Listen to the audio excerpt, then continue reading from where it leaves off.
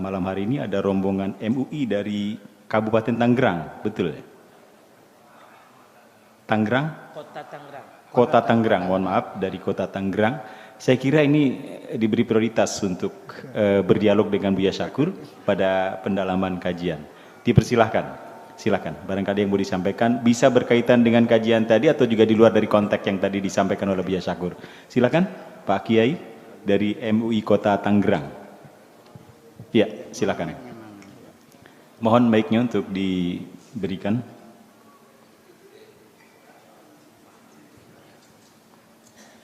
Assalamualaikum warahmatullahi wabarakatuh. Waalaikumsalam warahmatullahi wabarakatuh. Mohon izin Buya untuk bertanya. Tadi Buya sampaikan bahwasanya dalam kajian kitab tadi ada persamaan antara batu, emas, intan dan segala macamnya. Termasuk pujian dan juga cacian itu pada hakikatnya tidak ada pada diri manusia. Mohon izin juga perkenalan, kami perwakilan rombongan dari Majelis Ulama Indonesia Kota Tangerang, khususnya Kecamatan Cipondo. Ya, alhamdulillah bisa silaturahim. Langsung kepada apa yang kami tanyakan. Dengan penyampaian Buya tadi begitu sejuk ya buat kami. Lalu korelasinya apa dengan apa yang dituliskan oleh Syekh Muhammad Nawawi Al-Jawi Al-Bantani dalam kitab Nasaihul Ibad pada makalah yang ke-36 ketika Luqmanul Hakim menasehati putranya bahwasanya pada hakikatnya manusia itu terbagi tiga. Yang pertama adalah lillah, yang kedua adalah linafsihi, yang kedua adalah lidudi. Ya, pertama untuk Allah, yang kedua untuk dirinya, yang ketiga untuk belatung. Ya, untuk lillah adalah ruhnya, untuk dirinya adalah amalnya, dan untuk belatung adalah jasadnya, fisiknya. Yang saya tanyakan, pujian, cacian itu kan bentuknya konkret. Kalau dikembalikan kepada lillah, berarti pada hakikatnya semua bentuk itu adalah ruh. Karena yang hanya untuk Allah, yang karena Allah adalah bentuknya abstrak. Ya. Ini bagaimana mengabstrakkan yang konkret dan mengkonkretkan yang abstrak. Sekian dan terima kasih. Assalamualaikum warahmatullahi wabarakatuh. Waalaikumsalam warahmatullahi wabarakatuh. Ya, saya tambahkan lagi, dan itu adalah Syekh Nawawi itu kakek saya itu. Iya. Saya tambahkan lagi, apa saja akan kembali kepada asalnya. Kita ini terdiri daripada roh dan jasad. Semua akan kembali kepada asalnya. Jasad kita asalnya dari mana? Dari tanah. Maka jasad kita akan kembali kepada tanah. Itu belatung ya. Akhirnya jadi tanah lagi. Kemudian roh kita asalnya dari Allah. Maka roh kita akan kembali kepada Allah. Makanya kembalinya roh kita kepada Allah yang biasa oleh manusia disebutkan dengan kematian. Sesungguhnya bukan kematian. Wa idza asabatum musibatun faqalu inna lillahi wa inna ilaihi raji'un. Dalam kita beragama tidak pernah menyebutkan kematian, tapi kembali.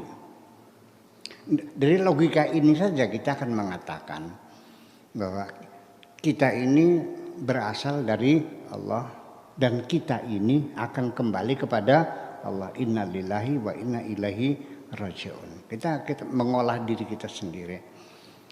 Bapak-bapak, ibu-ibu punya anak kerja di Amerika sudah sekian tahun. Lalu mendengar berita akan pulang. Seneng nggak? Ibu-ibu punya anak TKW di Saudi. Ada berita akan pulang minggu depan. Seneng nggak? Ketika kematian kita pahami sebagai kepulangan, kita pasti senang. Tetapi karena kita memahami sebagai kematian, kita nangis. Jadi di mana yang menyebabkan? Jadi ternyata kesengsaraanmu berawal dari pikiranmu sendiri.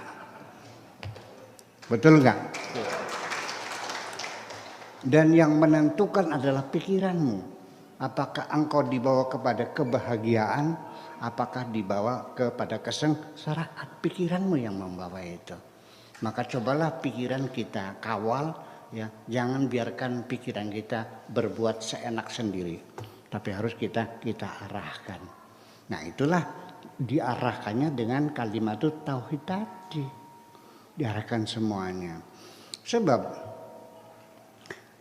hidup ini, saya kasih tahu, sebetulnya hidup ini sangat murah sekali. Dan Allah menjamin nggak usah takut kelaparan. Rizkinya sudah dijamin oleh Allah, yakin nggak? Wa ma min dabatin fil ardi illa 'alallahi rizquha. Semua binatang yang melata di bumi ini rizkinya dijamin oleh Allah, yakin nggak? Berapa besar biaya hidup? Murah meriah. Standar yang paling rendah apabila kita terapkan dalam hidup kita, hidup ini murah meriah. Makan, perlu nggak makan? Perlu. Apa yang ingin kau makan? Yang penting asal mengenyangkan. Murah nggak? Murah. Di warteg berapa kira-kira? 15.000, selesai. Perlu baju nggak? Baju apa? Yang penting bisa menutup aurat. Merek Agogo 15.000, murah nggak? Murah. Kawin perlu nggak? Perempuan seperti apa yang kau inginkan? Yang penting asal perempuan, murah meriah. Jadi hidup ini murah sebetulnya. Yang menyebabkan menjadi mahal adalah karena keinginan kita disanjung. Keinginan kita dipuji. Makanya ketika engkau serahkan sanjungan dan pujian sebagai milik Allah, alhamdulillah, maka hidup kita akan menjadi murah meriah. Baju 200.000 udah cukup bagus kok, betul nggak? Ya. Kenapa kau beli sutra yang harganya 6 juta?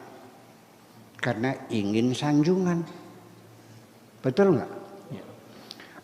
Makan di apa itu, di hotel Mandarin habis 600.000 sekali makan. Sotonya saja semangkok harganya 250.000. Padahal turun nyebrang bundaran HI, jalan samping Hotel Indonesia ada jalan kacang situ, ada juga orang jual soto. Airnya sama, ketumbarnya sama, garamnya sama, harganya hanya 15.000 kok. Kenapa Anda makan di hotel yang harganya 250.000? Ingin sanjungan, ingin penghargaan, pengennya duduknya kursinya disorongkan, betul nggak?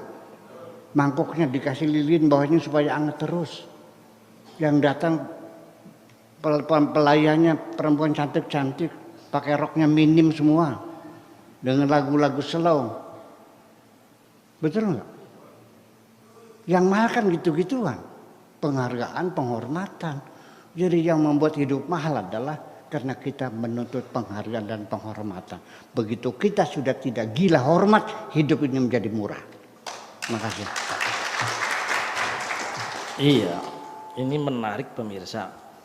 Mudah diucapkan, memang sulit dilakukan. Asal ya blenak, kudu sate. Bener beli. Asal berpakaian agogo. Zaman dulu agogo 15.000. Itu kayak kain kafan. Nah, sekarang pakai batik lah, seperti tato. Tapi paling tidak yang menyebabkan kita sangat susah itu pemirsa, gaya hidup. Gaya hidup seperti Buya tadi menyebutkan, soto itu sama dengan yang di pasaran, dengan di hotel berbintang, karena memang gaya hidupnya seperti itu. Tetapi kalau pejabat, ya memang harus memiliki gaya hidup. Oleh karena itu bedakan, biaya ringan, biaya murah untuk siapa, biaya mahal untuk siapa. Oleh karena itu jadilah orang yang biasa-biasa saja. Nah, orang yang di dunia tukang mabok-mabokan, minum arak, katakan di sorga ada sungai arak, betul nggak? Betul. Yang seneng main cewek katakan banyak bidadari, itu aja kok. Yang seneng makan, segala macam makanan ada, itu aja. Yang seneng susu, ada sungai susu. Yang seneng madu, ada sungai madu. Silakan kau katakan bebas. Yang penting bagaimana orang itu kira-kira muncul kepengen masuk Surga. tapi yang benar. Ada mau pengennya hanya di mulut saja. Tapi tidak dibuktikan, tidak direpresentasikan dengan perbuatannya. Katanya pengen masuk surga. Anak yatim di sebelah rumah yang tidak sekolah nggak pernah ditanya. Sebelah kiri ada orang miskin nggak makan, nggak pernah dikasih makan. Katanya pengen masuk surga. Bohong loh. Bohong nggak? Bohong. Itu persoalannya. Ya bagaimana kita menghibur mereka itu. Nah, yang penting bagi saya kehidupan kita sehari-hari ini perlu petunjuk. Sebab bagaimanapun sebelum kita masuk sorga nanti di akhirat, di dunia kita harus mampu membangun sorga di dalam diri kita sendiri. Ya, baik. Saya rasa kita masih bisa menyisakan satu penanya lagi yang saat ini ada di Gedung Serbaguna. Tapi mohon untuk pertanyaan lebih simpel begitu ya, karena waktunya kita berkejaran dengan waktu. Pak kan nanti diberi waktu malam ini karena ada teman-teman dari Tangerang. Iya. Diberi waktunya tambahan 15 menit lagi. Oh begitu. Untuk Iya, menghormati mereka. Baik. Sebentar Ki Pugu.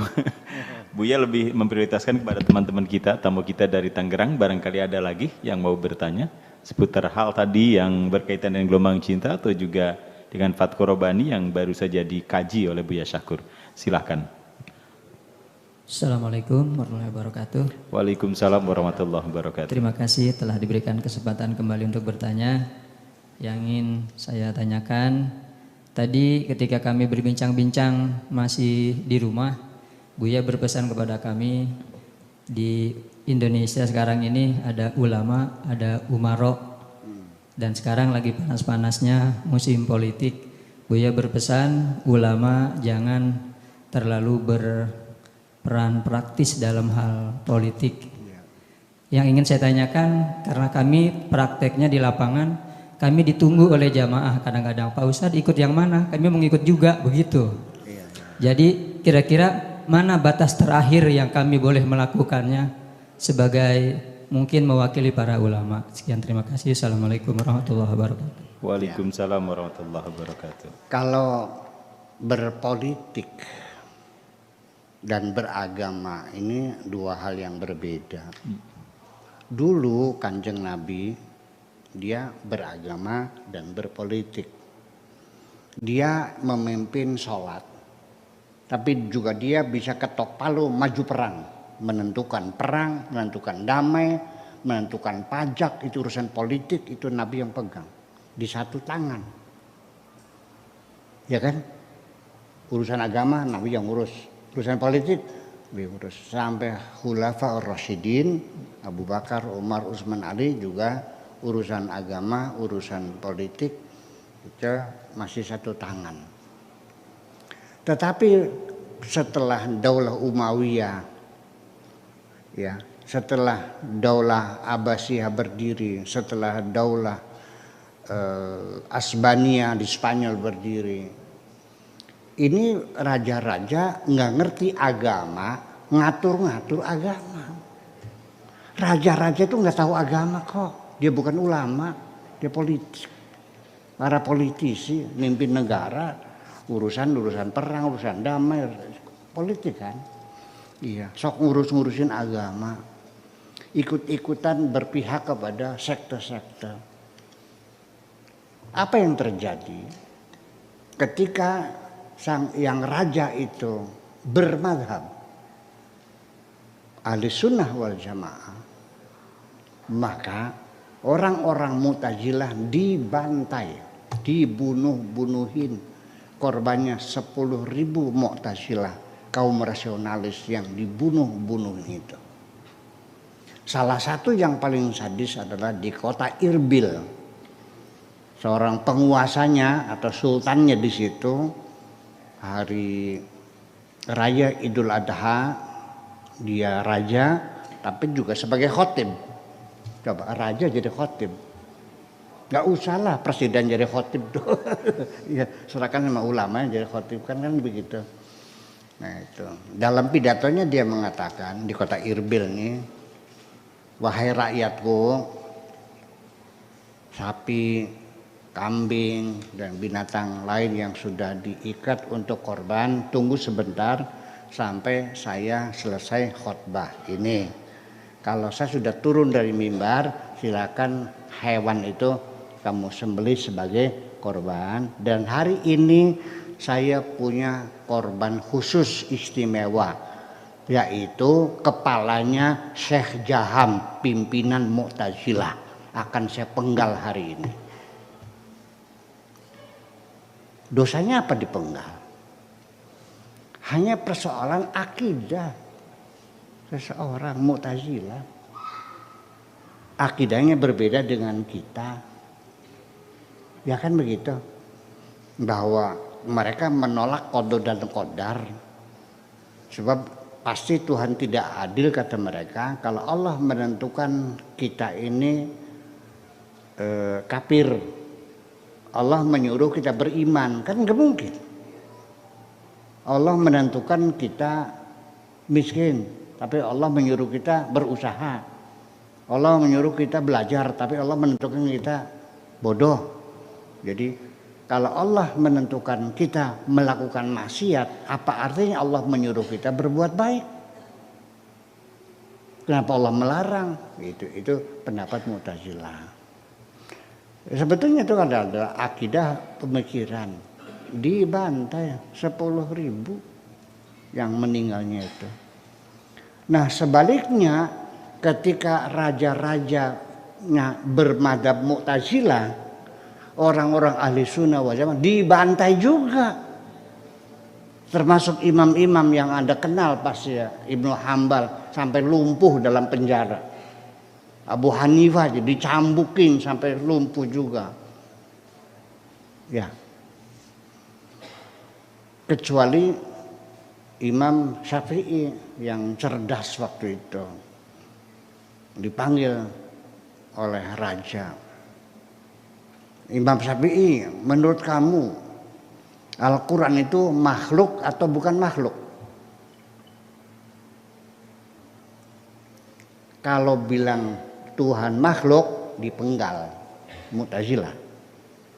Zamannya pada waktu Ahlussunnah wal Jamaah yang berkuasa. Ketika yang berasa Ahlussunnah wal Jamaah, orang Mu'tazilah yang mengatakan Tuhan makhluk, jadi dipenggal. Imam Syafi'i bingung nih, mau bilang makhluk. Bukan, kalau bilang makhluk ya sampai dengan Mu'tazilah selamat. Tapi dipenggal oleh selamat di mata manusia, tapi tidak selamat di mata Allah. Tanggung jawabnya gimana di akhiratnya? Kalau dibilang Quran itu bukan makhluk, bisa dipenggal oleh Raja Mu'tazilah, oleh Mu'tasim billah.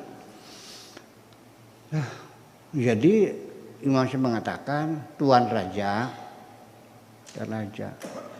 sesungguhnya ini Al-Quran, Taurat, Zabur, Injil, ini adalah semuanya makhluk. Ini semuanya selamat enggak?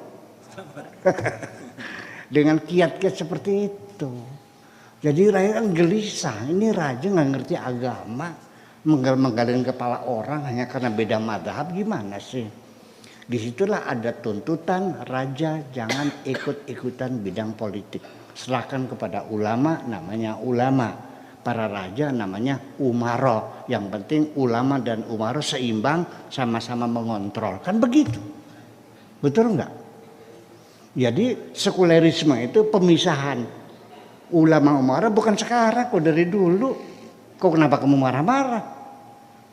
Ya sudah, nah nanti bagaimana caranya para ulama tidak berpolitik juga sulit dihindari karena bagaimanapun pilihan politik ada dalam diri kita, betul nggak?